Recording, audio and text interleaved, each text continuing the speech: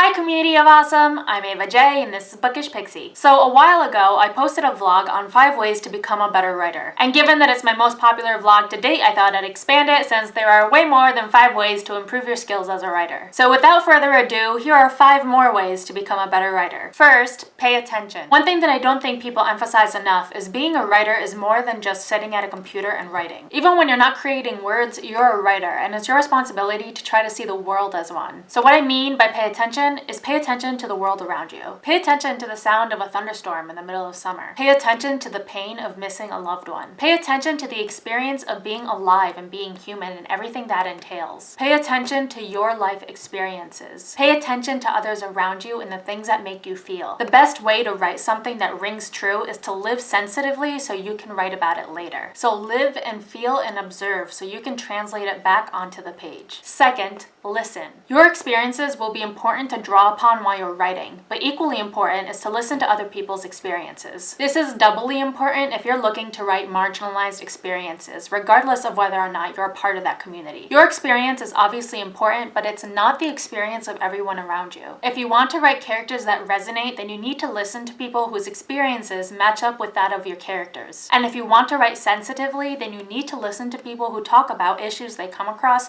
either in their everyday lives or in the media. Third, write what scares you. When you're a writer, it's important to keep pushing yourself. This means with the craft, but it also means to write about subject matter that you want to write about but intimidates you. I find that often the most powerful stories are ones that really freaked out the writer when they were trying to write it. Writing something that scares you means taking a risk, but it also means you're onto something important. Fourth, keep learning. There is always more for you to learn as a writer. There are always ways for you to improve both yourself and your craft. There are always new strategies and techniques to try and new ways to improve your skills. When you're a writer, you should always be challenging yourself to do better because there are always ways that you can improve your skills as a writer. And finally, fifth, don't give up. Writing is really hard and publishing is even harder. And unfortunately, a lot of what goes into being a writer doesn't get easier. But if your dream is to be a writer, then I encourage you not to let anything stop you. It took me 10 years to go from starting to write my first manuscript to soon seeing my first book being published. 10 years ago, I never would have imagined it was going to take this long.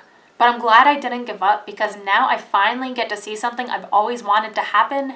A lot of writers write a lot of manuscripts before they even get an agent and before they get published. Over the summer, I took data from a bunch of writers and asked them how many manuscripts they'd written before getting published. And if that's something that might interest you, you might find it encouraging, so I'll link to it below. But long story short, being a writer is really hard and getting published is really hard and sometimes it takes a lot of time. But if this is what you want to do, then do it. So that's all I got for today. If you liked what you saw, don't forget to subscribe and comment, and I'll see you guys next week.